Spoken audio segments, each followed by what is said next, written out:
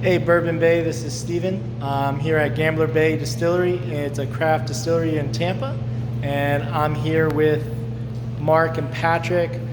Just going to have them tell you a little bit about themselves and their distillery. And kind of go over what we talked about in the last video. So here we go, guys. Here's Mark first. Hey, I'm Mark Hahn. I'm here at Gamblers Bay Distillery. We are a family-owned and run craft distillery. We are bringing our family's recipes to the Tampa Bay market. We've been making these recipes on and off between the last 80 to 120 years. Right now we're just putting out our new rum as well as our new vodka and gin. We are making everything from scratch here in the Tampa Bay area. Any questions?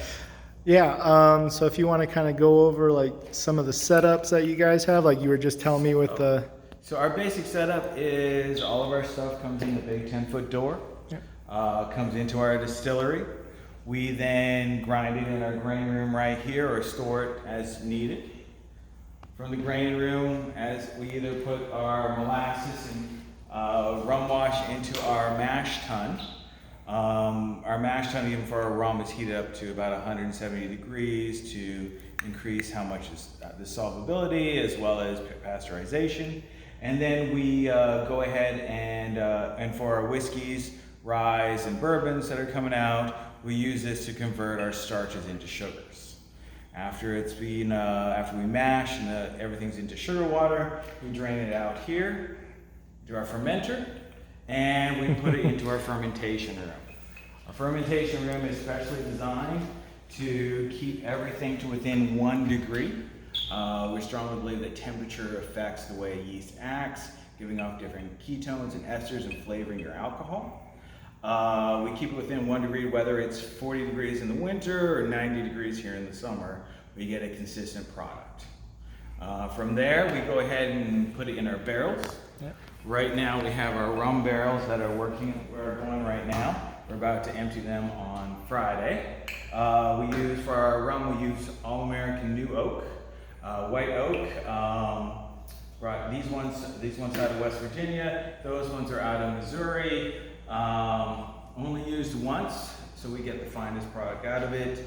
All spices are used the same way we've been using for the last 80 years, cut and counted by hand, and aged till the rum is pretty much perfect, exactly how it was at my grandfather's table. Oh, thank you very much.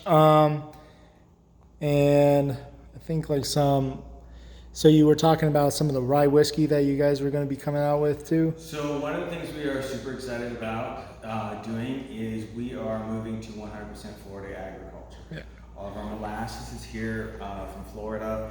We just got in a shipment of Florida black rye that we are super excited to use with my great uncle's rye recipe to make a single malt rye using 3 different kinds of malt to make a beautiful Florida grown mashed malted and distilled here all in Florida. Really grab the terroir of what's available here in Florida. And then, yeah, when it comes to a lot of the setup, you basically kind of customize that yourself with the... Well, we've been doing this a long time, yeah. So a lot of the things we do, our stills are not commercially available, and we've just been doing it in a certain way for a very long time. We started out with some beautiful stills from Still Dragon, and then we customized them so that they would turn out the way we wanted.